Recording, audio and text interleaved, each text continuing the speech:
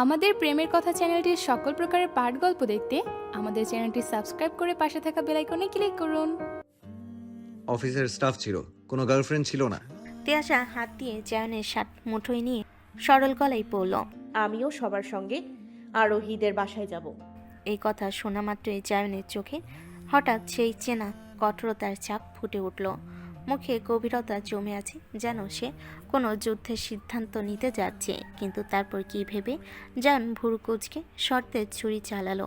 ঠিক আছে যা, তবে এই শাড়ি ব্লাউজ চেঞ্জ করে যা পরলে আমার জানের শরীরের কোনো অংশ দেখা যায় না সেটা পরে যাবি। আর এই এই যে লাগিয়েছিস মুখে সব মুছে যাবি, নইলে বাসায় বসে থাক। জায়ন এক কথায় তিয়াশা বিরক্ত হয়ে ঠোঁট বাঁকিয়ে তার দুহাত ধীরে ধীরে জায়নের শার্টের বোতাম নিয়ে খেলতে খেলতে সে বলল, তুমি আমায় কখনো সাজতে দাও না কেন? জায়নের চোখ তখন আর কঠোর নয়, নরম হয়ে এসেছে। তিয়াশাকে নিজের দিকে আরও কাছে টেনে নিল। তার কণ্ঠে এবার এমন এক গভীরতা যা শুধু ভালোবাসার মালিকানাই এনে দিতে পারে। জান আমার এই বাচ্চা বউটা আমার জানের থেকেও দামি, তার সব কিছুর দাবিদার শুধু মাত্র এই আমি। তাই আমি চাই না তার দিকে কারো নজর পড়ুক। এই কথা শোনার সঙ্গে সঙ্গে তিয়াশার বুকের ভেতর জমে থাকা অভিমানের পাহাড় যেন মুহূর্তেই গলে গেল। চোখের কোণে ভালোবাসার নরম আভা ফুটে উঠল। শ্বাস প্রশ্বাস ধীরে ধীরে মিশে গেল জায়নের বুকে। নিজের দুহাত ধীরে ধীরে জায়নের গলায় জড়িয়ে তার চোখের গভীরে তাকিয়ে তিয়াশা ফিস ফিস করে বলল, আর এই শুধু তুমি, আমার জীবনের সবটুকু জুড়ে শুধু তুমি। তুমি ছাড়া অন্য কেউ তোমার এই জানকে পাবে না। কিন্তু তিয়াশার এই কথার ভেতর অন্য কেউ। এই উচ্চারণ জায়নের কানে পৌঁছাতেই যেন তার চোখে হঠাৎ শিকারের আগুন জ্বলে উঠল। ঠোঁটের কোণে ফুটে উঠল বাঁকা বিপজ্জনক হাসি, কণ্ঠে হুমকি শীতলতা। অন্য কেউ যদি আমার জানের দিকে তাকানোর সাহস করে, আমি তার জীবনে এমন ভয়ানক পরিণতি নামিয়ে আনবো যা সে স্বপ্নেও কল্পনা করতে পারবে না। তুইও সাবধানে থাকবি, তোর জন্য যেন অন্য কারো জীবন অন্ধকারে না ডুবে যায়। জায়নের কথার এই হিংস্র মালিকানা বোধ তিয়াশার বুকের ভেতর শিরশিরিয়ে ভয় নামিয়ে আনলো। মনে মনে ভাবল, এই লোকের জীবনে শুধু ধমকি আর হুমকি, আর কোনো স্বাভাবিক কথা নেই কি? নিজের মনকে সামলে নিয়ে সে জায়নের বাহু থেকে নিজেকে আলতো করে সরিয়ে নিল। ঠোঁটে হালকা বিরক্তির ছাপ ফুটিয়ে বলল, যাও তো, সব সময় শুধু তোমার হুমকি আর ধমকি শোনার জন্য বিয়ে করিনি আমি। জায়ন এবার হালকা হাসি দিল, যেন কথার তীরে আঘাত লাগলো। সে সেটাকে নিজের মতো করে নিয়েছে। শার্ট ঠিক করতে করতে ধীর স্বরে বলল, হ্যাঁ ছেড়ে দিচ্ছি, তবে জান আজকে আমি বাসায় ফিরবো না। এই শেষের লাইন শুনেই তিয়াশার মাথার ভেতর যেন বাজ পড়ল। চোখ বড় হয়ে গেল, বুকের ভেতর রক্ত যেন ফুটতে লাগলো গর্জন কণ্ঠে। মানে কি? বাসায় আসবে না মানে? জায়ন তখন মাথা সামান্য নিচু করে ঠোঁটের কোণে সেই চেনা বাঁকা হাসি রেখে ধীর কণ্ঠে বলল, কি করব, বউ কাছে আসে না, তাই বাসায় ফিরবো না। ঠিক সেই মুহূর্তে হঠাৎ করে জায়নের ফোন বেজে উঠল। শব্দটা যেন তিয়াসের কানে এক অদ্ভুত অস্বস্তির সুরে আঘাত করল। যেন একবারও তার বইয়ের জ্বলন্ত দৃষ্টির দিকে না তাকিয়ে ফোনটা কানে নিয়ে রুম থেকে বেরিয়ে গেল। দরজার ফাঁক দিয়ে তিয়াসা শুনতে পেল তার কণ্ঠস্বর। 12টার আগে আমার বনানীর বাসায় চলে আসবে। শব্দগুলো তিয়াসের কানে ঢুকতেই বুকের ভেতর আগুনের ঢেউ আশ্রে পড়ল। শিরা উপশিরায় রাগের উত্তাপ ছড়িয়ে গেল। শরীর রাগে কাঁপছে, অবিশ্বাসে আর এক অদ্ভুত শঙ্কায়। মনে প্রশ্নগুলো তীরের মতো এসে বিঁধছে। মানে আমার বাঘের বাচ্চা রাতের বেলা বনানীর বাসায় কাকে ডাকছে? কেন ডাকছে? রুহেনা বেগম হঠাৎ বিরক্তি আর বিস্ময়ের মিশ্র দৃষ্টিতে মেয়ের দিকে তাকালেন। কণ্ঠে চাপা রাগ আর অস্থিরতার সুর মিশিয়ে বলে উঠলেন, এই তুই তো যাওয়ার জন্য নাচানাচি করলি, সকাল থেকে ঘুম ভাঙার সঙ্গে সঙ্গে লাফালাফি করছিলি, আমি যাব তোমাদের সঙ্গে, আমি যাব তোমাদের সঙ্গে, এখন আবার কেন যাবি না? এইভাবে চুপচাপ মুখ ফুলিয়ে কেন বসে আছিস? মায়ের এই তীক্ষ্ণ প্রশ্নে তিয়াশার বুকের ভেতর অদ্ভুত এক বিরক্তির ঢেউ আশ্রে পড়ল। মাথার ভেতর যেন শব্দগুলো বারবার প্রতিধ্বনিত হচ্ছিল। তার মনের অসহায় অবস্থা কেউই বুঝছে না, এমনকি নিজের আম্মুও না। ভেতরে জমে থাকা রাগ হঠাৎ করে ঠোঁট ফুঁড়ে বেরিয়ে এলো। স্বর একটু উঁচু হয়ে গেল। আম্মু প্লিজ বোঝার চেষ্টা করো, আমার ভালো লাগছে না, তাই যাব না। কিন্তু রুহিনা বেগম থামলেন না। মায়ের চোখে এক অদ্ভুত উৎকণ্ঠার ছাপ, মুখে কৌতূহল, মনে সন্দেহ। খুব স্পষ্ট মনে পড়ছে তার গত রাত অবধি জায়নের গলা চড়া হচ্ছিল, যেন ভেতরে কোনো দমকা ঝড় বয়ে যাচ্ছিল। সকালে ঘুম ভাঙার পর মেয়েকে দেখে তো একেবারে স্বাভাবিক মনে হচ্ছিল, উজ্জ্বল আর প্রাণচঞ্চল, কিন্তু হঠাৎ এখন এভাবে মনমারা হয়ে বসে আছে কেন? বুকের ভেতর চিন্তার আঁচ লেগে গেল। তিনি আর সামলাতে পারলেন না কৌতূহলটা। ধীরে কিন্তু সোজাসাপটা প্রশ্ন ছুড়ে দিলেন। হ্যাঁ রে আম্মু, তোর আর জায়ানের মধ্যে রাতে এত চেঁচামেচি হচ্ছিল কেন? সবকিছু ঠিকঠাক আছে তো? এই প্রশ্ন শুনে তিয়াশা যেন হকচকে উঠল।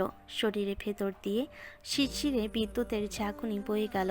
চোখ বিস্ময়ে বড় হয়ে উঠল। কি বলবে সে? মাথার ভেতর হঠাৎ যেন তুমুল ঝড় বয়ে গেল। অবশেষে সে জোর করে হাসির আভা ফোটালো ঠোঁটে, কিন্তু চোখের দৃষ্টি তাতে ফাঁস করে দিল লুকানো অস্থিরতা। কণ্ঠ নরম করে অস্বস্তির কাঁপন লুকাতে পারল না। আম্মু সব ঠিক আছে, কিছু হয়নি। তোমাদের লেট হচ্ছে না? তাড়াতাড়ি যাও। রুহেনা বেগম কিছুক্ষণ স্থির দৃষ্টিতে তাকিয়ে রইলেন, কিন্তু সময়ের তারা সবাই প্রস্তুত। তিনি আর কথা বাড়ালেন না। তিয়াশা এক মুহূর্তে হাঁপ ছেড়ে বাঁচল, কিন্তু বুকের ভেতর জমে থাকা কষ্টটা যেন আরও ভারী হয়ে উঠল। যেন এর শেষ কথাই তিয়াশার মাথায় ঝড় বইয়ে দিচ্ছে। আসতে পারি?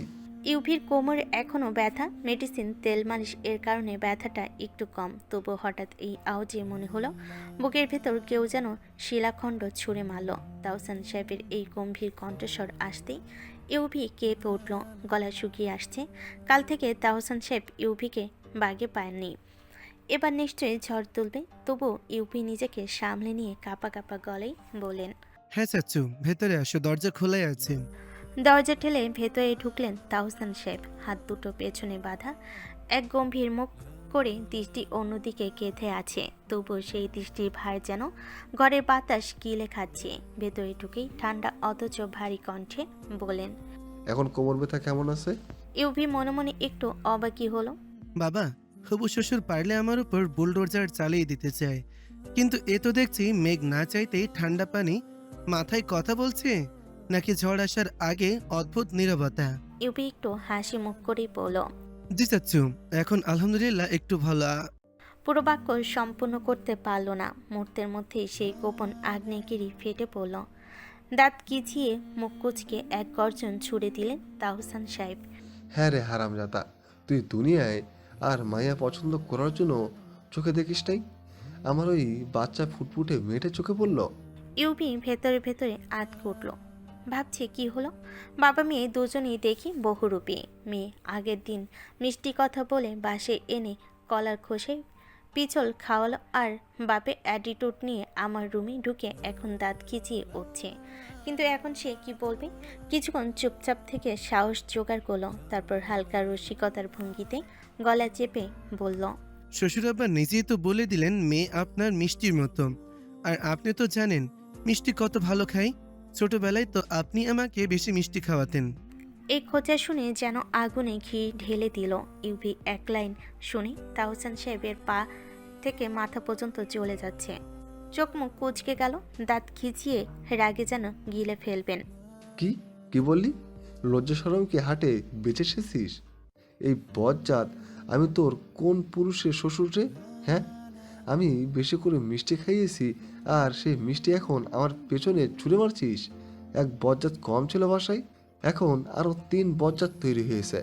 তাহসান সাহেবের কথাই ইউভি একটু ঠোঁটে বাঁকা হাসি দিয়ে হেডবোর্ডে হেলান দিয়ে শুয়ে থাকা থেকে একটু বসে নিল। চোখে খেলছে দুষ্টামি, গলায় খোঁচা মিশানো ব্যঙ্গের সুর। শ্বশুর আব্বু, আপনারই তো জামাই, লজ্জা যদি হাটে না বেচি তাহলে কি আর চলবে? অনেকদিন তো ভালো ছিলাম, এখন না হয় একটু বজ্জাত তৈরি হলাম। আচ্ছা দাঁড়ান, আমি একটু বড় আব্বুকে ডাক দিই, তারপরে ওনার সামনে না হয় কথা বলবেন।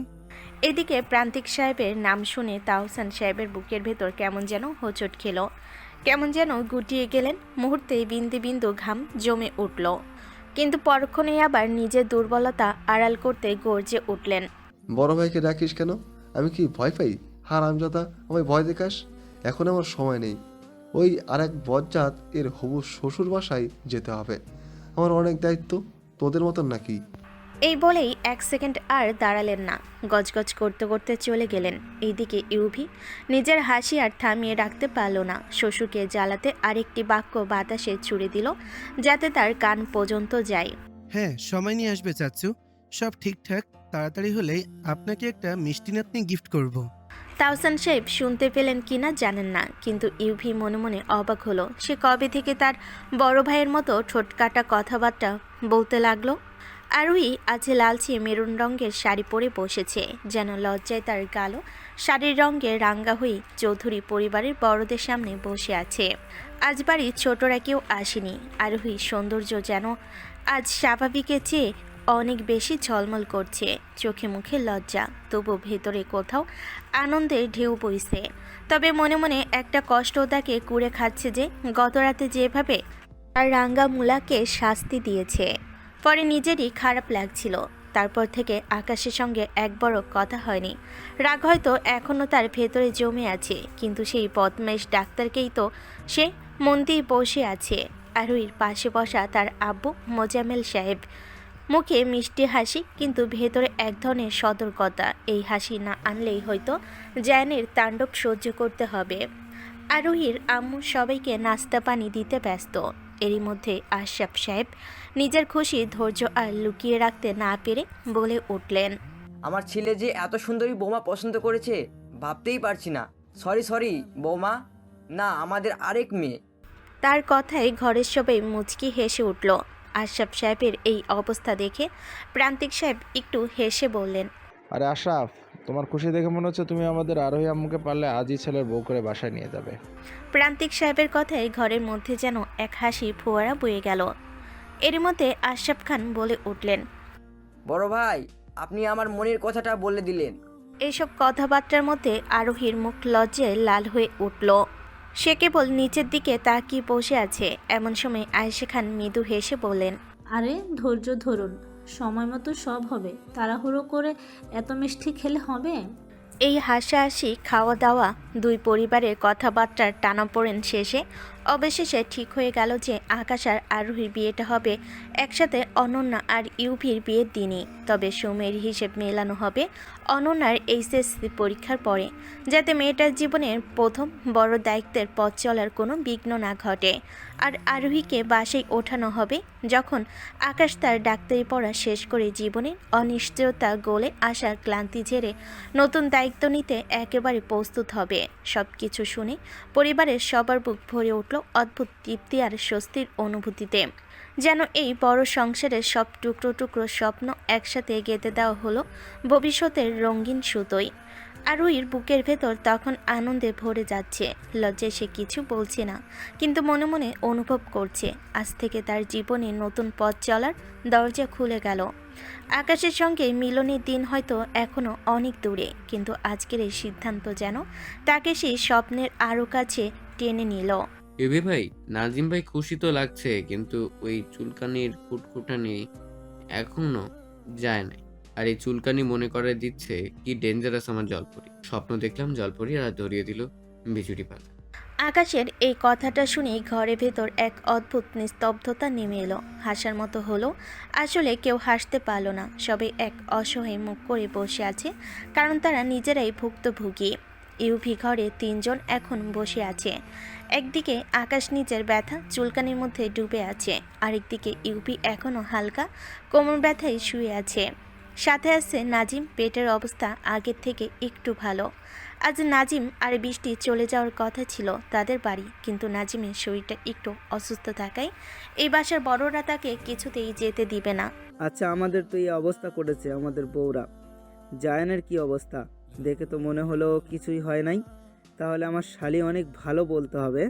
নাজিমের কথা শুনে ইউভি ঠোঁটের কোণে একরকম দুষ্টু হাসি টেনে নিল। হাসিটা যেন ধীরে ধীরে ছড়িয়ে পড়ল চোখের কোণ পর্যন্ত। কণ্ঠে ফুটে উঠল মজা আর কটাক্ষের রেশ। সে আস্তে আস্তে একটু টেনে টেনে বলল, না না নাজিম ভাই, তোমার শালি মানে আমার বোন আরেক ডেঞ্জারাস। ভাইয়া রাতে বললো তার বোন নাকি তাকে চোখ বেঁধে মরিচের জুস খাওয়াইছে। ভাবতে পারছো? তাও আবার বড় ভাইয়াকে। ইউভির কথা শুনে দুজনেই মুখ হাঁ হয়ে রইল, চোখে মুখে স্পষ্ট বিস্ময়ের ছাপ। এও কি সম্ভব?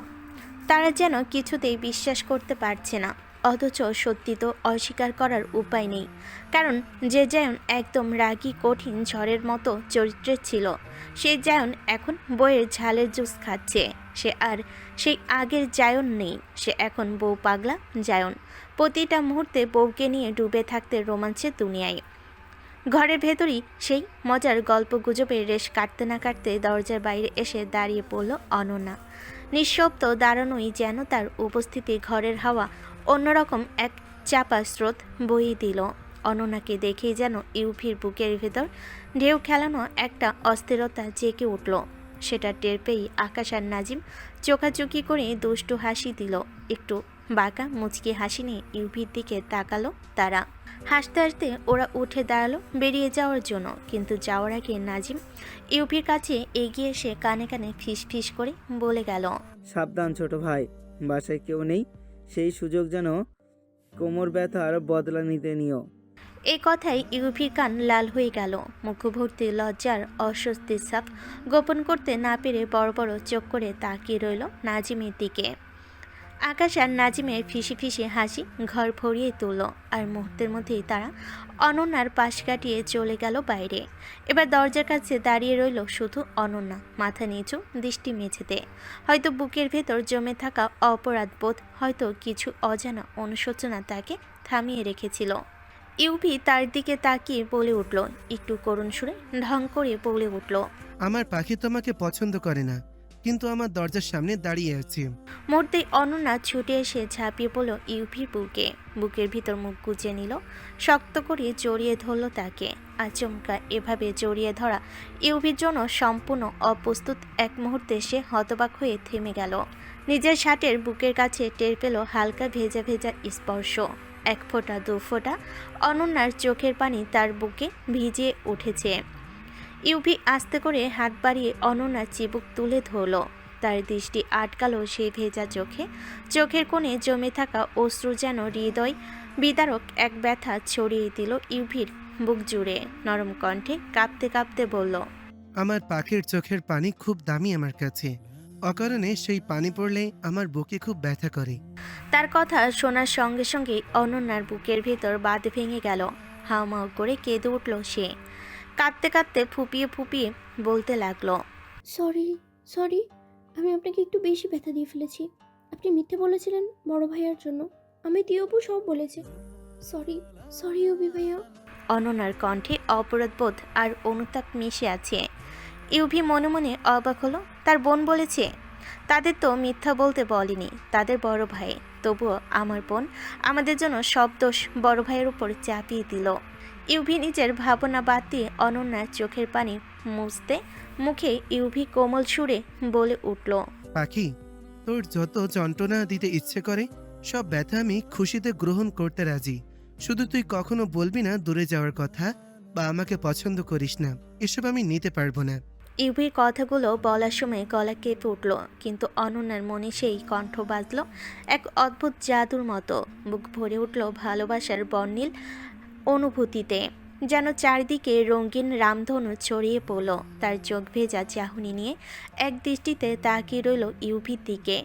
এই চাহনি ইউভির বুকের ভেতর অস্থির ঝড় তুলল, শরীরের প্রতিটি স্নায়ুতে কাঁপন জাগিয়ে তুলল। অনন্যার এত কাছে আসা হৃদস্পন্দন দ্রুততর হতে লাগলো, আর নিজেকে থামাতে পারল না ইউভি। হঠাৎ করে অনন্যাকে আরও শক্ত করে টেনে নিল নিজের বুকে। তার এত কাছে টানাই অনন্যার শরীর এক ঝাঁকুনি দিয়ে তুলল, কিন্তু চোখে মুখে কিছু বলতে পারল না। ইউভি অনন্যার দিকে ঝুঁকে এসে তার মাদকতার দৃষ্টি নিয়ে অনন্যার চোখে তাকালো আর নরম কণ্ঠে বলল, কিন্তু একদিন আমাকে দেওয়া এইসব ব্যথার ফলস্বরূপ তোকেও এক ব্যথার ভাগিদার হতে হবে। অনু ইউভির এই কথা না বুঝে অবাক হয়ে তাকিয়ে বলে উঠল, মানে আপনি আমায় ব্যথা দিতে চান? ইউভি ঠোঁটের কোণে এক বাঁকা হাসি টেনে উত্তর দিল, যে ব্যথা দিতে চাই তা না হয় আমাদের বাঁশরি দেখিয়ে দেব। ইউভির কথা শুনে অনুর কান লাল হয়ে উঠল, লজ্জায় কেঁপে উঠল সারা শরীর। ঠোঁটে কেবল একটাই শব্দ ফসকে বেরোল, বিহায়া। লজ্জায় মাথা নিচু করে উঠে যাওয়ার চেষ্টা করলো অনন্যা, কিন্তু ইউভি এবার আর তাকে ছাড়ল না। শক্ত করে টেনে নিল আবার নিজের বুকে, তারপর আস্তে আস্তে ঠোঁট বসিয়ে দিল অনন্যার ঠোঁটে। মুহূর্তের মধ্যেই যেন থেমে গেল সময়।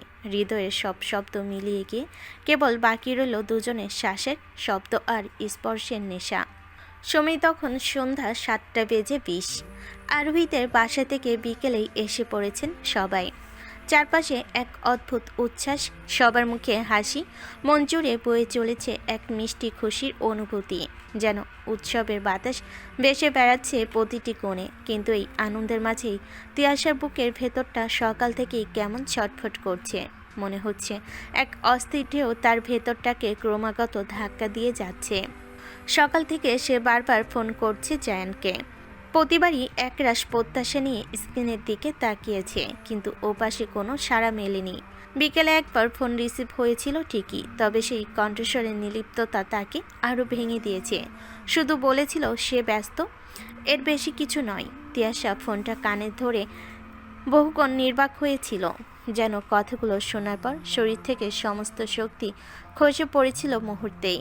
তার ভাইকেও জিজ্ঞেস করেছিল, কিন্তু সেও বলেছে ভাই ব্যস্ত। তারপর থেকে বারবার মনে হয়েছে সে কি সত্যি এতটাই ব্যস্ত যে একটুখানি সময়ও বের করতে পারছে না, নাকি ইচ্ছাকৃতভাবে দূরে সরিয়ে রাখছে তাকে। এই প্রশ্নগুলো মাথার ভেতর ঘুরপাক খেতে খেতে তার মনকে কেমন ভারী করে তুলছে। এদিকে তিয়াশা সারাদিন কিছুই খেতে পারেনি ঠিকঠাক। টেবিলে খাবার সাজানো হলেও তার সামনে বসে মনে হয়েছে গলায় কাঁটা আটকে আছে। প্রতিবারই খাবারের দিকে হাত বাড়িয়ে আবার থেমে গেছে, যেন ভেতরের সমস্ত ক্ষুধা, সমস্ত রুচি মুছে গেছে অজানা এক কষ্টে। শরীরটা ক্লান্ত হয়ে পড়েছে, কিন্তু মন বোঝাতে পারছে না নিজেকে। তার মনে হচ্ছে চারপাশের এই আনন্দ সেও থাকুক, কিন্তু বুকের ভেতরে শূন্যতা যেন সব কিছু মিলান করে দিয়েছে। মনে মনে বিড়বিড় করে যাচ্ছে তিয়াশা, এই বদমাস বাঘের বাচ্চা, তোকে পেলে যে কি করব। কিন্তু এই লোক রাতে কাকে ডেকেছে তাদের বাসায়, এই চিন্তাই আরও চিন্তার ঝড় তুলে দিচ্ছে মাথায়। বৃষ্টি, অনু, রায়ান, মারিয়া, আকাশ, নাজিম সবাই আছে তাদের পাশেই বসে, কিন্তু তিয়াশা তার এই বয়ে চলা মনের ঝড় কাউকে বুঝতে দিচ্ছে না। সন্ধ্যা পেরিয়ে প্রায় রাত, তিয়াশা আর শান্ত রাখতে পারছে না নিজেকে। বুকের ভেতর কেমন অস্থিরতা, যেন শ্বাস নিলেও শান্তি নেই, না নিলেও দম বন্ধ হয়ে আসছে। চোখে মুখে অঝোর অস্থিরতার চাপ, মন ভেতর থেকে কাঁদছে, কিন্তু চোখের জল বের হচ্ছে না। ঠিক তখনই ছুটে গেল ইউভির রুমে। ইউভি তার বোনকে এমন অস্থির এলোমেলো দেখে অবাক হয়ে গেল। ভোর কুচকে কণ্ঠে উদ্বেগ মিশিয়ে বলে উঠল, কিরে এরকম লাগছে কেন তোকে? কিন্তু তিয়াশা যেন আর কোনো প্রশ্নের উত্তর দিতে রাজি নয়। তার চোখে শুধু একটাই তারা, কোথাও পৌঁছানোর, কারোর সামনে দাঁড়ানোর। তার ভাইয়ের প্রশ্ন উপেক্ষা করে সোজা বলে উঠল, ভাইয়া আমায় এক্ষুনি আমাদের বনানীর বাসায় দিয়ে আসো। ইউভির চোখে কৌতূহল, মনে সন্দেহ, তবুও শান্ত কণ্ঠে বলল, কিন্তু তুই এত রাতে ওইখানে কেন যাবি? ভাইয়া কোথায়? তিয়াশার কণ্ঠ এবার কঠিন, তবু কাঁপা। তোমার ভাইয়া ওইখানে আছে, তুমি চিন্তা করো না, আমায় শুধু ওই বাসায় ছেড়ে দাও। ইউভি এক গভীর শ্বাস ছেড়ে বোনের চোখের দিকে তাকালো। তার বোনের এই অস্থির চোখের জল আটকানো চাহনি ইউভির বুক কাঁপিয়ে দিল। মনে হলো কোনো কারণ আছে, তাই সে ধীরে বলল, আমি তো যাওয়ার মতন অবস্থায় নেই রে বোনো, আমি তো আকাশকে বলে দিছি। শোনা মাত্র তিয়াশার চোখে ক্ষণিকের স্বস্তি খেলে গেল। বুকের ভেতর কেমন হালকা হলো, ঠোঁটে ফুটল একরাশ তৃপ্তির হাসি। কিছুক্ষণ পরেই আকাশ তাকে নিয়ে রওনা দিল বনানীর উদ্দেশ্যে। শহরের রাতের রাস্তায় বাতি জ্বলছে একের পর এক, কিন্তু তিয়াশার চোখে কেবল অন্ধকার। বাইকের পেছনে বসে তার মন যেন জ্বরের মতো ছুটছে, কখন পৌঁছাবে, কখন সামনে দাঁড়াবে, কখন সেই অস্থিরতার জবাব পাবে।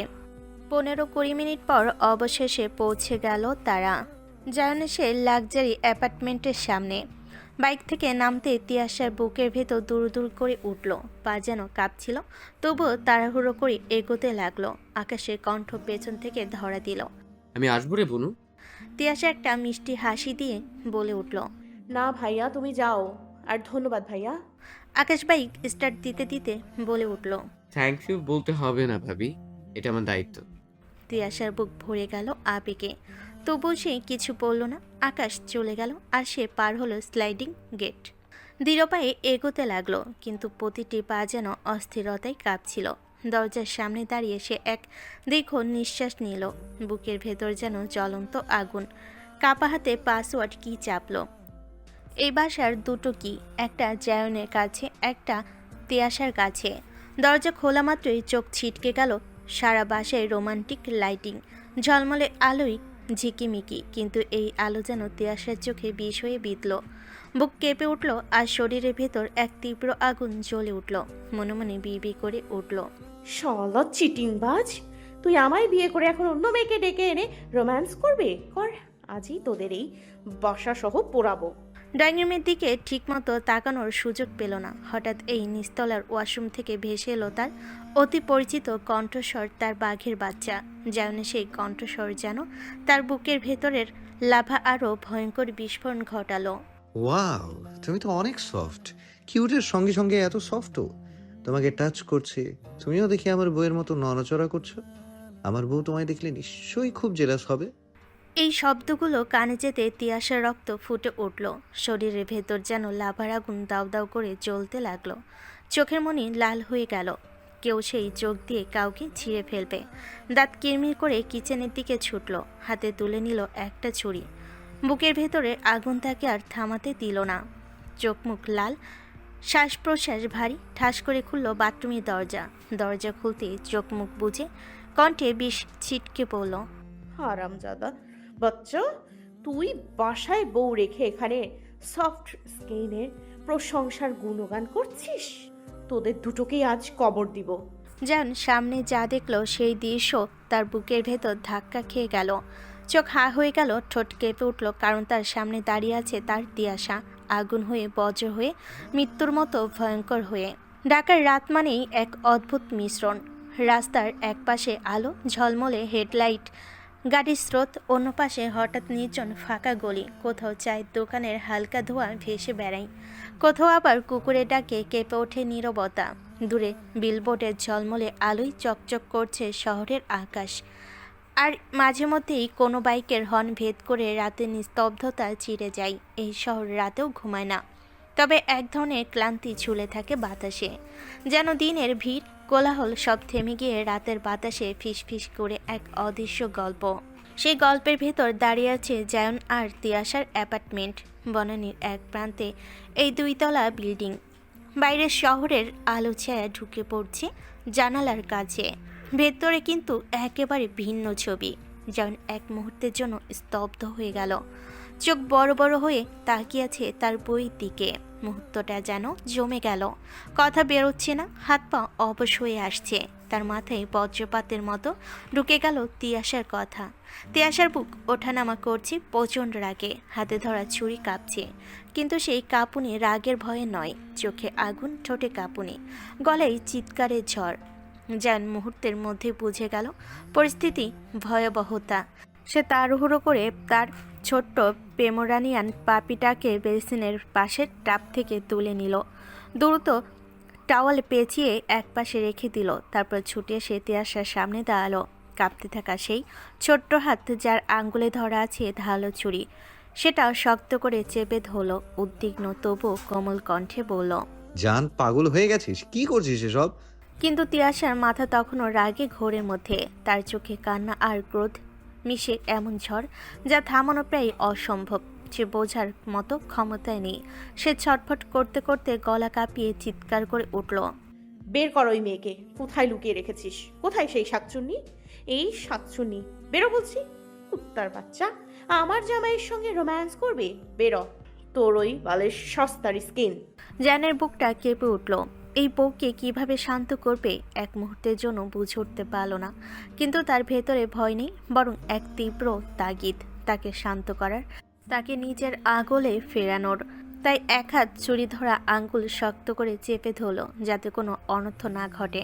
আরেক হাত দিয়ে আলতো করে তিয়াশার মাথা টেনে নিল নিজের বুকে। তারপর কপালে ঠোঁট ছুঁয়ে মাথায় হাত বুলিয়ে কোমল দম বন্ধ কণ্ঠে বলতে লাগলো, কুল কিটিক্যাট, কুল। তিয়াশার বুকের ভিতর তখনও ঝড়ের মতো দম বন্ধ করার রাগ জমে আছে। জায়নের শান্ত অনুরোধ মাখা কণ্ঠস্বর শুনেও তার বুকের ঢেউ কমছে না। জায়ন আবারও মাথায় হাত বুলিয়ে নরম গলায় বলল, কেউ নেই জান, এই ওয়াশরুমে কোনো শাকচুনি নেই আমার সঙ্গে, শুধুমাত্র তুই ছাড়া। এই বলে জায়ন আলতো করে তিয়াশাকে ঘুরিয়ে আঙ্গুল দিয়ে দেখালো বেসিনের পাশে রাখা সাদা তোয়ালে জড়ানো ছোট্ট পোমেরানিয়ান পাপ্পিটাকে। চোখ মিটমিট করে সে তুলোর মতো সাদা পাপ্পিটাকে দেখে মুহূর্তে তিয়াশার চোখের আগুন যেন নিভে আসতে লাগলো। বুকের ভেতরে তীব্র রাগের ঝড় কোথায় যেন হাওয়ায় মিলিয়ে গেল। তার ঠোঁটে ক্ষণিকের অবাক হাসি ফুটে উঠল, কিন্তু পরক্ষণেই মনে পড়ল সে যে শব্দগুলো শুনেছিল, সেই কিউট সফট বলার শব্দ। আবার চোখের আগ জমে উঠে জায়নের দিকে বজ্র দৃষ্টি ছুড়ে দিল, তীক্ষ্ণ কণ্ঠে বলে উঠল, তাহলে কাকে কিউট সফট বলছিলে এতক্ষণ? জায়ন এবার একরা শেষে ফেল। তিয়াশা অবাক হয়ে সেই দিকে চেয়ে আছে। তার ঠোঁটে এমন হাসি যা পরিস্থিতিকে হালকা করে দিল। খুব ধীরে বইয়ের হাত থেকে ছুরিটা নিয়ে স্ল্যাবের উপর রেখে দিল। তারপর তিয়াশাকে আগলে রেখে পাপিটার কাছে নিয়ে গেল। মুচকি হেসে বলল, এই যে এই মহারানীকে বাথ দিচ্ছিলাম, ওকে ছুঁয়ে দেখ কত সফট, আর ও কত কিউট, তা তো তুই নিজে চোখেই দেখছিস। জায়নের কথায় তিয়াশার চোখ বড় বড় হয়ে গেল। কিছুটা বিশ্বাস, কিছুটা মায়ের ছাপ ফুটে উঠল তার চোখে। তারপর নিঃশ্বাস ছেড়ে পাপিটার দিকে তাকিয়ে থেকে বলল, কামড়াবে না তো? জায়ন আবারও হেসে তিয়াশার মাথায় হাত বুলিয়ে বলে উঠল, ওর ওই ছোট্ট মুখ দিয়ে তোকে কিভাবে কামড়াবে, আর সব টিটি দেয়া, কামড়ালেও সমস্যা নেই। তিয়াশার বুকের ভেতর যেন হঠাৎ করে জমে থাকা আগুন নিভে গেল, রাগ গলে নরমতার মিশে গেল। সে আর দেরি করল না, সঙ্গে সঙ্গে পাপিটাকে কোলে তুলে নিল, বুকের কাছে জড়িয়ে নিল ছোট্ট প্রাণটাকে, যেন এটাও তার শান্তির উপায়। তারপর কোনো কথা না বলি ওয়াশরুম থেকে বেরিয়ে এলো। যেন চুপচাপ তার পেছন পেছন চলো, কিন্তু বাইরে সে আবারও সেই রাগী দৃষ্টি নিয়ে জায়নের দিকে ঘুরে দাঁড়ালো তিয়াশা, কণ্ঠে কাপা, চোখে ঝড়। এগুলো কার জন্য সাজিয়েছো? কাকে আসতে বলেছিলে 12টার আগে? জায়ন এবার গভীর দীর্ঘ নিঃশ্বাস ফেল। তার দুই হাত আলতো করে তিয়াশার কাঁধে রেখে হালকা কষ্টের হাসি দিয়ে বলল, আমার সারপ্রাইজের পুরো চন্দ্রবিন্দু লাগিয়ে দিলি। এবার বল তোকে কি করা উচিত? তিয়াশার চোখে বিস্ফোরিত হলো অবাক আর অনুশোচনায়। তার ভিতরে এক ঝটকা কাঁপন বয়ে গেল, কণ্ঠে হতাশা মিশিয়ে বলে উঠল, আমি তোমার কি সারপ্রাইজ নষ্ট করলাম? বরং তুমি আমার মাথা নষ্ট করেছো। তার জন্য তোমাকে তো মনে হচ্ছে বুড়ি গঙ্গায় চুবিয়ে দেই। সারাদিন ফোন রিসিভ করনি, উল্টাপাল্টা চিন্তায় মাথা খারাপ করে ফেলেছিলাম। জান মৃদু হেসে তাকে ঘুরিয়ে দাঁড় করালো। তারপর ড্রয়িং রুমের এক সাইড ওয়ালের দিকে আঙ্গুল তুলে ধরল। তিয়াশার চোখ সেখানে পড়তেই বিস্ময়ে স্থির হয়ে গেল। বড় বড় লাল গোলাপ দিয়ে লেখা, happy birthday my universes, my kitty cat. এ লেখা দেখতেই তিয়াশার কোনো সন্দেহ রইল না যে এইসব ডেকোরেশন তার জন্য। তিয়াশার বুকের ভেতর কেমন শূন্যতা নেমে এলো, তার চোখ বিস্ফোরিত হলো অবাক আর আবেগে। তারপর যেমন তার মুখটা আলতো করে উপরে তুলল।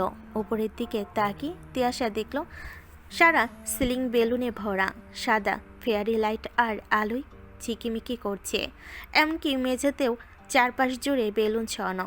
যেমন এবার তার রিস্ট ওয়াচের দিকে তাকিয়ে চোখের চশমা ঠিক করতে করতে হালকা কষ্টের হাসি দিয়ে বলল, এখন বাজে 10টা 15।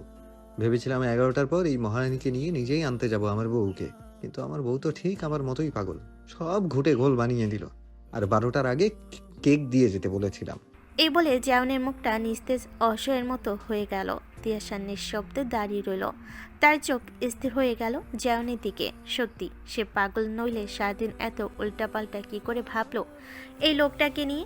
এটা জানা সত্ত্বেও যে তার বাঘের বাচ্চা তার জন্য সর্বসুখ পায়ের কাছে এনে দিতেও রাজি। আর সে কি করে ভুলে গেল আগামীকাল তার জন্মদিন।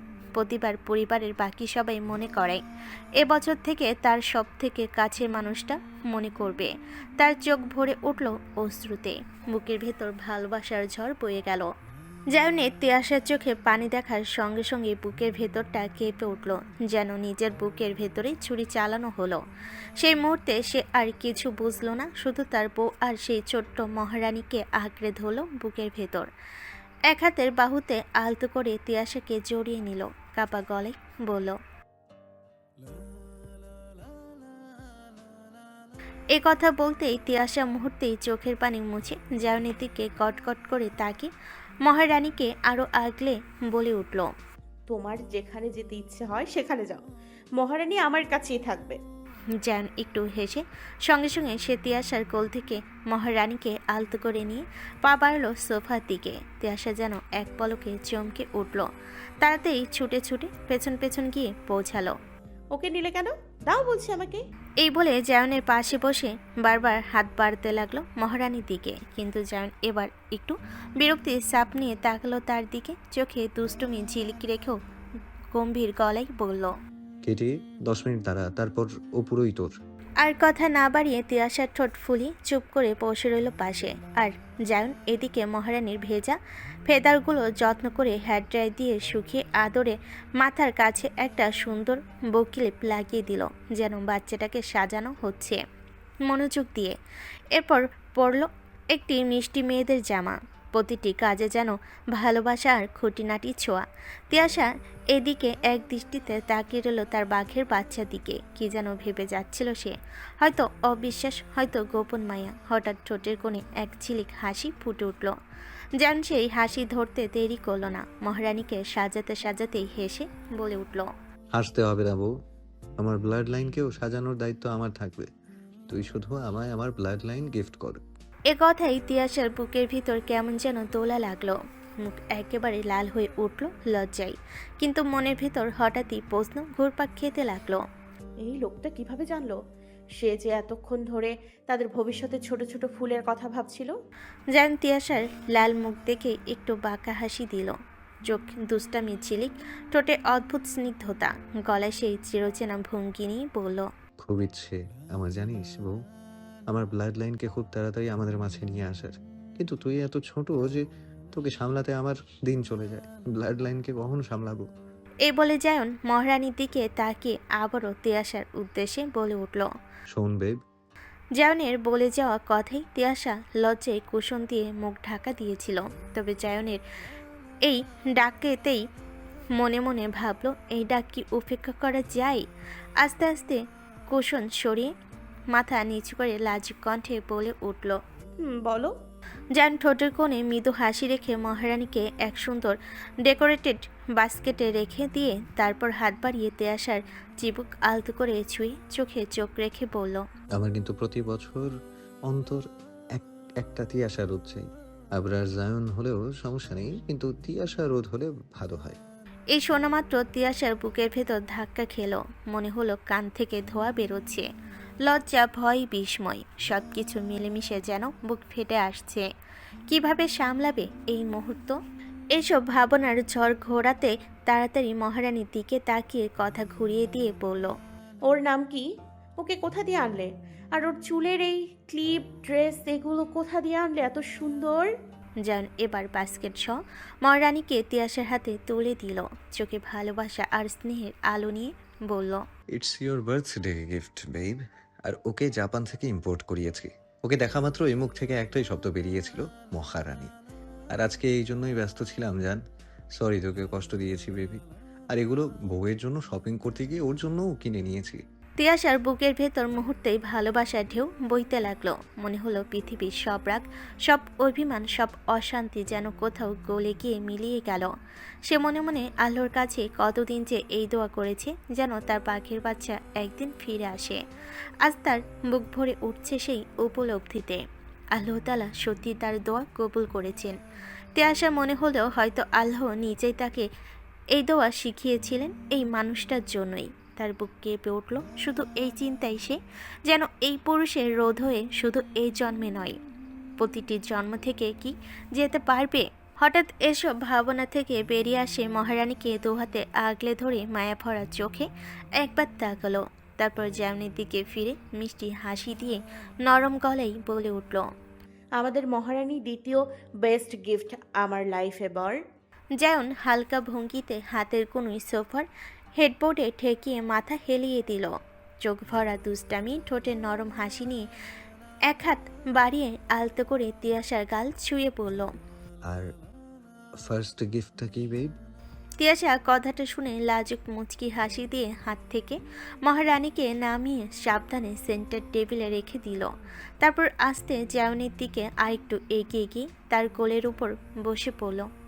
এরপর গলা জড়িয়ে ধরে চোখে চোখ রেখে এক মায়াবী দৃষ্টি ছুড়ে দিয়ে বলল, এই আমার শখের পুরুষ, আমার লাইফের সব থেকে বেস্ট গিফট যা আমায় আল্লাহ তাআলা নিজে হাতে দিয়েছে। কিন্তু তিয়াশার এই কথা শুনে জায়নের বুকের ভেতর যেন বজ্রপাত হয়ে গেল, তার শরীর কেঁপে উঠল।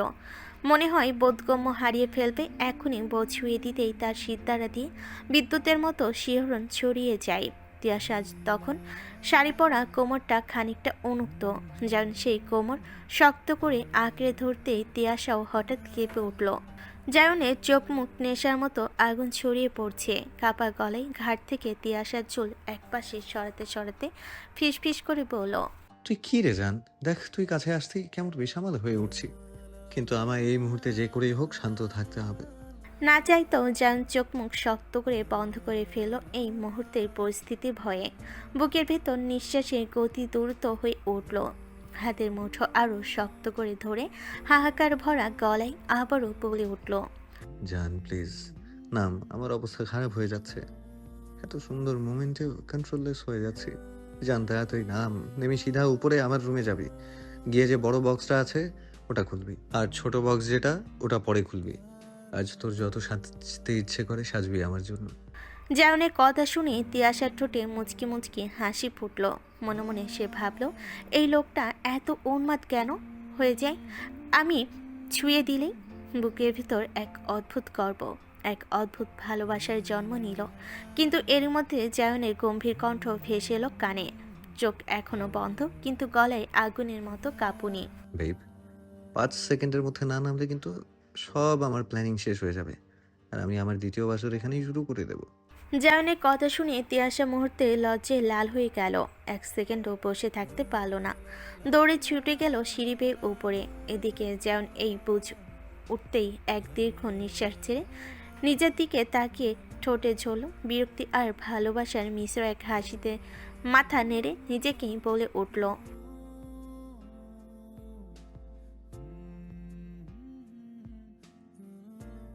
এদিকে তিয়াশা রুমে আসতেই পেছন ফিরে দরজা বন্ধ করতেই বুকটা যেন ধরফর করতে লাগলো। বারবার শ্বাস ফেলছে সে, মনে হচ্ছে বুকের ভেতর বাতাস আটকে যাচ্ছে। এত দ্রুত বেগে দৌড়ে আসা তার জন্য নয়, আসল কারণ তো সেই মানুষটা ছোঁয়া। তার বাঘের বাচ্চা ছোঁয়া পেলেই যেন শরীরের প্রতিটি কোষ কেঁপে ওঠে, নেমে আসে অজানা কাঁপুনি। সেই কাঁপুনির স্পর্শে পেটের ভেতর প্রজাপতি ঝাঁক ডানা মেলে উঠতে থাকে। মনে হয় এই অনুভূতি তাকে পাগল করে তুলবে। নিজেকে কোনো মতে সামলে নিতে চাইছিল। ঠিক সেই সময় চোখ পড়ল তাদের বিছানায় রাখা দুটো বক্সে, একটা ছোট একটা বড়, দুটোই রঙিন গিফট পেপারে মোড়ানো।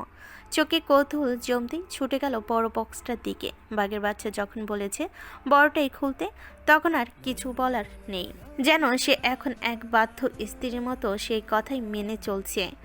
বক্স খোলার সঙ্গে সঙ্গে তিয়াশার চোখ ধাঁধিয়ে গেল। ভেতর থেকে উড়ে এলো বটল গ্রিন কালারের স্লিভলেস গাউন, কোমর জুড়ে অজস্র ঝিকিমিকি স্টোন, যেন অন্ধকারও আলো জ্বালাতে পারে।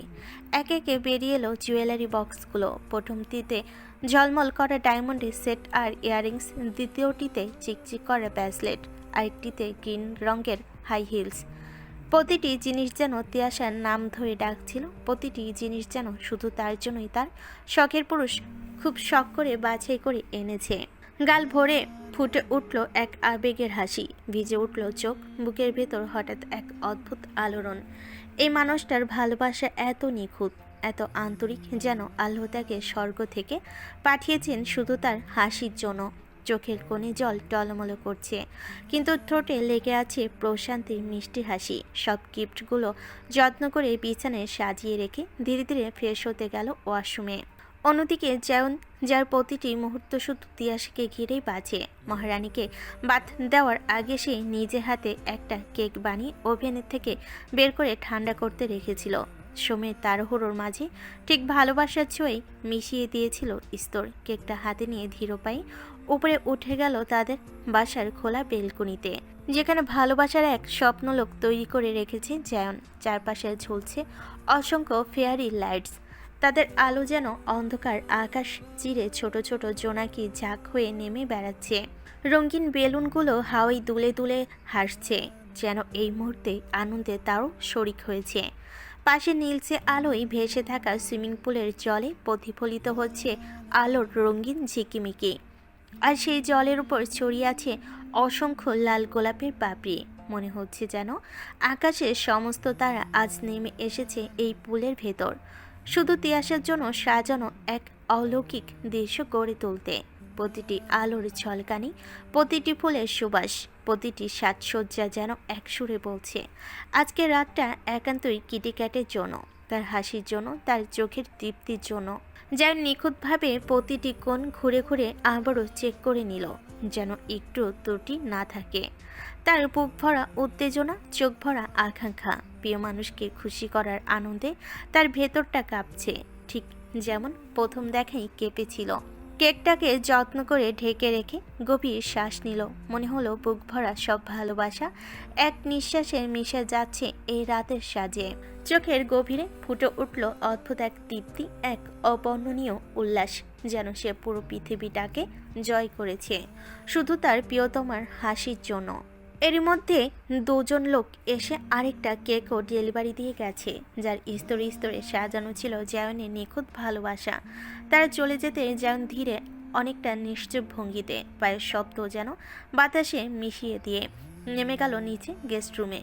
সেখানে গিয়ে ওয়াশরুম থেকে ফ্রেশ হয়ে আয়নার সামনে দাঁড়ালো নিজেকে সাজাতে, ঠিক করতে। কারণ আজকের রাত শুধু তার রোদের জন্য, আর সে চাই তার সামনে দাঁড়াতে একেবারে নিখুঁত স্বামী হিসাবে, সেই মানুষ হিসেবে যে সারা জীবন তার হাত ধরে রাখবে। যার নিজের ভেতরে ঝড়টা ঢাকতে গায়ে চাপালো কালো রঙের দামি স্যুট, যার ভেতরে উজ্জ্বল নীলচে আভা ছড়ানো মিডনাইট ব্লু শার্ট, কবজিতে দামি রিস্ট ওয়াচ যা তার সময়ের থেকেও বেশি মূল্যবান মনে হচ্ছিল। চুলগুলো নিখুঁতভাবে জেল দিয়ে সেট করা, যেন প্রতিটি গোছা তার ব্যক্তিত্বের কঠোরতা আর জেদকে প্রকাশ করছে। চোখে পড়ল সাদা চেঞ্জার, আর আড়ালে লুকানো ছিল অস্থিরতা আর একরাশ ভালোবাসা।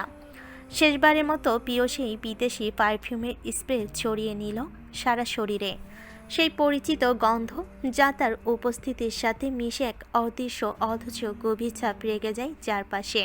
পায়ে পড়ে নীল সেন্ট লরেন্ট এর লেদার শুজ, তার উপস্থিতি হিরোদেরও হার মানিয়ে দিতে রাজি। রেডি হওয়ার শেষে এক চুটকি হাসি দিয়ে দরজা খুলে চলে গেল তাদের রুমের সামনে, যেখানে প্রায় 1 ঘন্টা যাবৎ তৈরি হচ্ছিল তার বাচ্চা বউ। দরজার আলতো নক করে কোমল কণ্ঠে ডাক দিল, জান, রেডি হয়ে গেলে বেরিয়ে আয়, সময় হয়ে গেছে। এদিকে তিয়াশা যেন জায়নেরই অপেক্ষা করছিল। জায়নের নক করার সঙ্গে সঙ্গেই তিয়াশা দরজা খুলে দিল, আর দরজা খুলতেই তিয়াশাকে দেখে জায়নের দম বন্ধ হয়ে গেল। চোখ যেন স্বর্গ থেকে নেমে আসা কোনো অপ্সরীকে দেখছে। চোখ ভিজে গেল এক অচেনা আলোয়, হাতটা অজান্তে চলে গেল বুকের উপর, আর মুখ থেকে বেরিয়ে এলো একটাই শব্দ, হায়, আজ আমি শেষ। জায়নের মুখের এই অবচেতন উচ্ছ্বাস শুনে তিয়াশা মিষ্টি হেসে তাকে হাত ধরে ভেতরে টেনে নিল। তারপর একটু লাজুক স্বরে বলল, আমি গাউনের চেনটা আটকাতে পারছি না, তুমি লাগিয়ে দাও। এদিকে তিয়াশাকে এভাবে দেখে চোখে দৃষ্টি স্বর্ণ অসম্ভব হয়ে গেল তার কাছে। মনে হচ্ছে আজ যদি সে স্পর্শ না করে তবে হয়তো বাঁচতেই পারবে না। ধীরে ধীরে তাকে আয়নার সামনে দাঁড় করালো, পিছন থেকে কোমর জড়িয়ে ধরলো। আয়নায় প্রতিফলিত সে দৃশ্য একজন রূপকথার রাজপুত্র আর এক স্বর্গীয় পরীর মিলন। তিয়াশাও যেন জায়নের এই রূপ দেখে কেমন যেন গর্বে বলে উঠতে চাইল, এই সুন্দর পুরুষ একান্তই আমার। আয়নার সামনে দাঁড়িয়ে আছে জায়ন, আর তার বুক ঠেকছে তিয়াশার পিঠে। তিয়াশা আজ যেন একেবারে মানুষই নয়, বরং কোনো পরিদেশ থেকে ছুটে আসা এক রূপকথার চরিত্র। বটলগিন রঙের স্লিপলেস গাউনটাই তার দেহরেখা যেন অদ্ভুত সৌন্দর্যে বাধা পড়েছে। কোমর জুড়ে অজস্র ঝিকিমিকি স্টোন, প্রতিটা আলোয় তারা হয়ে ঝলমল করছে। সামনে ডিপ গলা, পেছনটা খোলা, যেন নিষিদ্ধ এক স্বপ্নকেই নগ্ন করে দিল বাস্তবে চোখে। গলায় ডায়মন্ডের সেট, কানে হালকা নড়াচড়ার কাপা ইয়াররিংস, চোখে গাঢ় কাজল, ঠোঁটে ডার্ক মেরুন লিপস্টিক, সব কিছু এত নিখুঁত যে তাকে দেখে শ্বাস নিতে ভুলে যায় মানুষ। আর তার চুল ডিসনি প্রিন্সেসদের মতো সাজানো, নরম বেনি করে সাইডে ফেলে রাখা, যেন অল্প বাতাসও গলে যাবে তার জাদু। আর সেই ডাগর ডাগর কাজল পরা চোখের দিকে তাকাতেই যেন জায়নের হৃদস্পন্দন ভারী হয়ে উঠছে। জায়ন তাকে ধরে এক মুহূর্ত স্থির হয়ে তাকিয়ে রইল। মনে হচ্ছিল এই দৃশ্য কোনোদিন শেষ না হোক। তার চোখে শুধু বিস্ময় নয়, উন্মাদনা, এক অদ্ভুত পাগলামি জমে উঠেছে তিয়াশার রূপে। বুকের ভেতরটা কেঁপে উঠল অজান্তেই। এক ফোঁটা হাসি নিয়ে তিয়াশা যখন তাকালো আয়নায়, তখন জায়নের মাথায় যেন রক্ত চড়ে গেল। মনে গভীর থেকে অকারণেই জেগে উঠল এক প্রবল আকাঙ্ক্ষা, এক মায়াবী আসক্তি। সে বুঝল এই মেয়েটা আর কেবল মেয়ে নয়, সে যেন জায়নের নিঃশ্বাসের অংশ, তার সমস্ত বোধকে পাগল করে দেওয়া এক দহন। তার ঠোঁট কেঁপে উঠল। সেই কাঁপতে থাকা ঠোঁট নিয়ে জায়ন বলে উঠল, বউ মারিস না আমায় এইভাবে। কি চাস তুই বলতো? এমনিতেই তো পাগল হয়ে আছি, আর কত পাগল করবি? জায়নের কথায় তিয়াশা মৃদু হাসি দিয়ে বলে উঠল, নিজেই তো দিয়েছো, নিজের হাতে আগুন লাগিয়ে দিয়ে আবার নিজেই অভিযোগ করছো। এরপর জায়ন কোনো উত্তর দিল না, শুধু তিয়াশার দিকে ঝুঁকে দুই হাত দিয়ে আলতো করে তিয়াশার গাউনে চেন টেনে দিল। তার ভারী উষ্ণ নিঃশ্বাস পড়ছিল তিয়াশার কাঁধের গায়ে, যেন শরীর জুড়ে বিদ্যুৎ খেলে যাচ্ছে। চেন আটকানো শেষ হতে তার আঙ্গুল স্পর্শ করল তিয়াশার উন্মুক্ত পিঠ। এরপর নিজেকে আটকাতে পারল না, দুই বাহুতে জড়িয়ে নিল তিয়াশার কোমর, বুকের কাছে টেনে এনে ঘাড়ে ঠোঁট ছুঁয়ে দিল। যেমন ভিজিয়ে দিচ্ছে তিয়াশার পিঠ থেকে ঘাট পর্যন্ত। পাগল হয়ে উঠছে উন্মাদ কণ্ঠে তার ঠোঁটের ফাঁক দিয়ে বেরিয়ে এলো, যদি জানতাম তুই আমায় এইভাবে দহনের আগুনে পুড়িয়ে দিবি, তবে কোনো দিনও এই আগুন বয়ে আনতাম না। এদিকে জায়নের ঠোঁটের স্পর্শ তিয়াশার ঘাড়ে পড়েই চোখ বন্ধ করে নিল। জায়নের হাত তিয়াশার কোমর থেকে ধীরে ধীরে চলে গেল তিয়াশার গাউনের গলার ফাঁক দিয়ে বুকের ভেতর। সঙ্গে সঙ্গে যেন দুজনেই কেঁপে উঠল।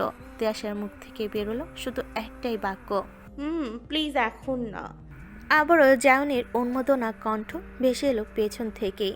পারছি না তো। এবার তিয়াশা নিজেকে একটু সামলে জায়নের হাতটা ধরে বসলো। এরপর জায়ন এর দিকে ফিরে দেখলো চোখ লাল হয়ে উঠেছে যেন মাদকতার নেশায়। তিয়াশা জায়নের গালে হাত দিয়ে বলে উঠল, আমি চাই না তোমার দেয়া সারপ্রাইজ বৃথা যাক, প্লিজ এখন না। জায়ন যেন নিতেই গেল তিয়াশার কথায়।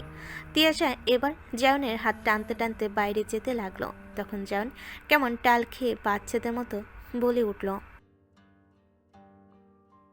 কিন্তু তিয়াশা কোনো উত্তর না দিয়ে মুচকি মুচকি হাসি দিয়ে নিচে যেতে লাগলো। তখন জায়ন তিয়াশার হাত টেনে বলল, বউ নিচে না, উপরে। তুই দাঁড়া, আমি মহারানীকে নিয়ে আসি। এই বলে জায়ন নিচে নেমে গেল। এদিকে তিয়াশা হতভম্ব হয়ে উঠল, মনে মনে বলে উঠল, উপরে আবার কি? এরই মধ্যে জায়ন মহারানীকে নিয়ে উপরে আসতেই তারা খোলা বেলকনিতে চলে গেল। তখন তার চোখ ভরে উঠল বিস্ময়ে ঝিলিক। নিচের সাজসজ্জা দেখে যেটুকু মুগ্ধতা এসেছিল, উপরেই সব নীল রাজ্য দেখে তা গলে গেল অশ্রুধারা হয়ে।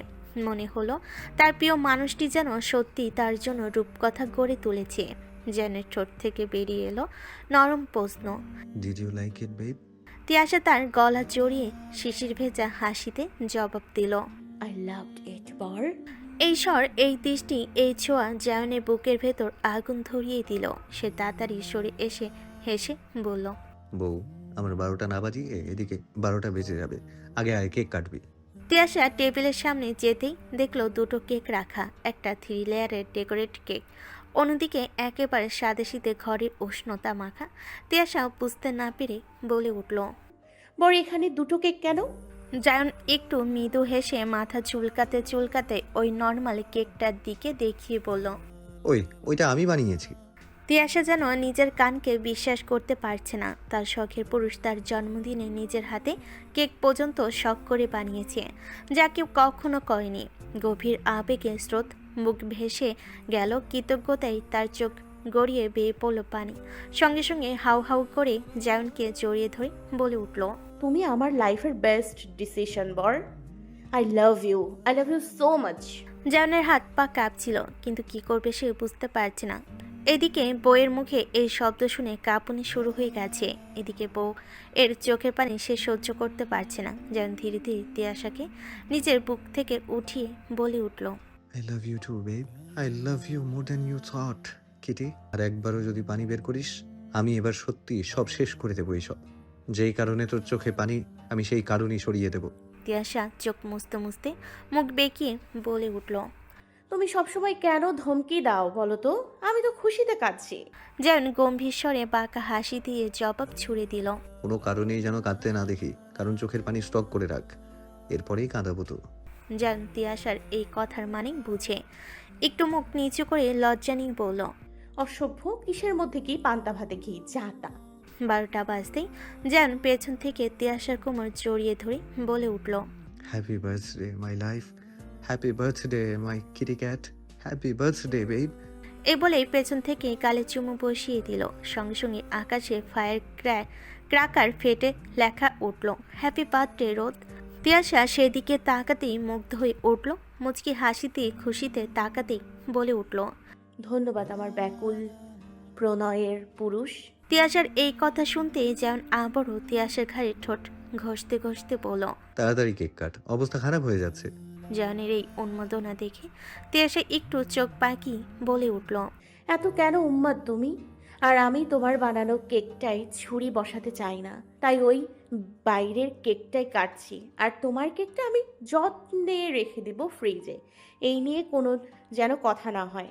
জান তিয়াশার দিকে নেশালো দৃষ্টিতে তাকিয়ে বলে উঠল,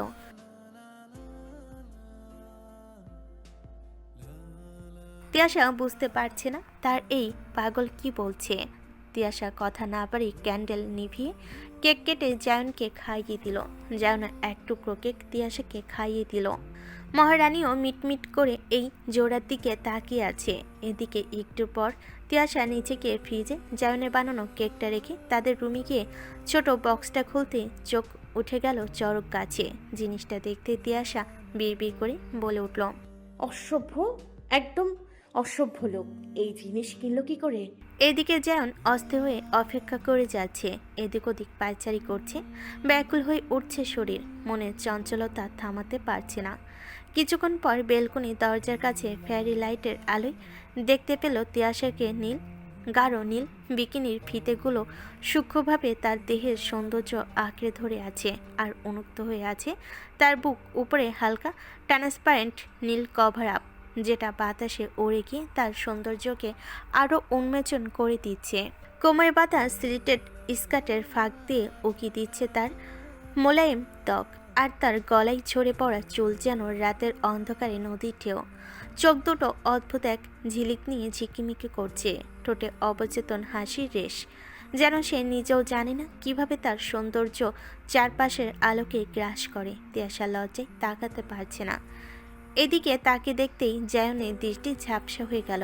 গলার অ্যাডাম অ্যাপেলস ওঠানামা করতে লাগলো।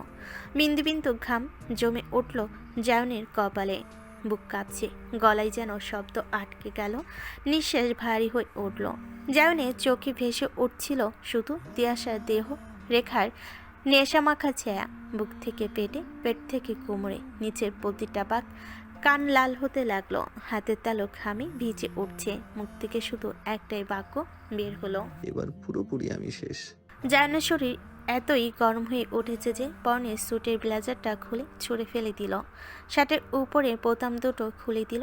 এদিকে তিয়াশা নিচের দিকে তাকিয়ে কানের পাশে চুল গুজতে গুজতে বলে উঠল, এই সুইমিং ড্রেসটা। বলতে পারল না তার আগে যেন এক মুহূর্ত দেরি না করে তিয়াশাকে টেনে নিল নিজের বুকে। তারপর এক ঝটকায় তিয়াশার উন্মুক্ত কোমর জড়িয়ে তাকে ঘুরিয়ে ঘাড়ে পিঠে এবার উন্মাদের মতো চুম্বন দিতে লাগলো, যেন পৃথিবীর আর কিছুই নেই, শুধু ওরা দুজন। পাগলের মতো বারবার ঠোঁট ছুঁয়ে দিল ঘাড়ে পিঠে, কাঁধে প্রতিটা ছোঁয়া যেন শিহরণে ভরিয়ে দিচ্ছে তিয়াশাকে, যার কারণে তিয়াশা পাগল হয়ে উঠছে। চোখ বন্ধ হয়ে আসছে তিয়াশার মুখ থেকে, শুধু বারবার একটি আওয়াজ বেরোচ্ছে। জায়নের নিঃশ্বাস গরম হয়ে তিয়াশার ঘাড়ের কাছে গিয়ে আটকে যাচ্ছে। বারবার গরম নিঃশ্বাস ফেলে আরও পাগল করছে তিয়াশাকে। জায়নের কণ্ঠ কর্কশ, গম্ভীর উত্তেজনায় ভরা।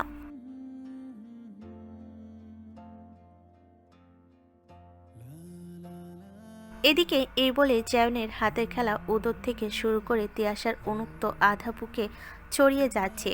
যা নিজেকে আর সামলাতে না পেরে পাগল হয়ে ব্যথা মেশানো এক কামড় বসালো তিয়াশার ঘাড়ে। অথচ সেই ব্যথাতেই যেন এক অদ্ভুত সুখ ছড়িয়ে দিচ্ছে তার ভেতর। তিয়াশার চোখ বন্ধ, চুলের ফাঁক দিয়ে আঙ্গুল গেঁথে দিল জায়নের মাথায়। আর এর মধ্যে জায়ন এক ঝটকায় তিয়াশাকে কোলে তুলে নিয়ে ওই কেকের টেবিলে রাখা সব কিছু এক হাত দিয়ে ফেলে দিতে তিয়াশাকে বসিয়ে নিজের ঠোঁট বসিয়ে দিল তিয়াশার ঠোঁটে। একবার নিচের ঠোঁট, একবার উপরের ঠোঁট, যেন লুভে নিয়ে ক্ষুধার্ত তৃষ্ণা মেটাতে চাইছে। চুম্বনের মাঝেই যেন এক পা গুজে দিল তিয়াশার দুপায়ের মাঝে, যার কারণে তিয়াশার শরীর কেঁপে ওঠে, কান লাল হয়ে যাচ্ছে। যার নিজের হাতের খেলা চালিয়ে দিতে লাগলো তিয়াশার উন্মুক্ত উরুর অভ্যন্তরীতে, যার ফলে আবারও তিয়াশা জায়নের চুল খামচে ধরলো। কামনা নেশেই পাগল হয়ে যাচ্ছে দুজনেই। যার নিচের চোখের চশমাটা সাইডে খুলে এক ঝটকে শুইয়ে দিল তিয়াশাকে। পাশের ছোপায় রয়েছে মহারানী। তিয়াশা সেদিকে নজর দিতে কাপা কাপা কণ্ঠে বলে উঠল, মহারানী দেখছে তো। যেন শুধু একটা কথাই বলল। দেখুক। এরপর কেকের ক্রিম আঙ্গুলে করে তুলে দিল তার ত্বকের শীতল স্পর্শে কেঁপে উঠল তিয়াশা।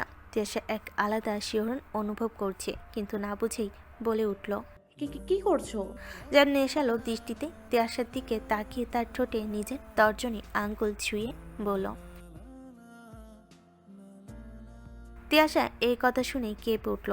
এ লোক এখনো ভোলেনি ওই কথা। এদিকে তিয়াশার পা থেকে শুরু করে সারা শরীর কেকে ক্রিম লাগিয়ে শরীরের সব মিষ্টতা ভোগ করে নিচ্ছে যেন নিজের ঠোঁট দিয়ে, যার কারণে তিয়াশা পাগল হয়ে যাচ্ছে কামনার জোয়ারে। প্লিজ। আর না, আমি পাগল হয়ে যাচ্ছি তোমার ছোঁয়ায়।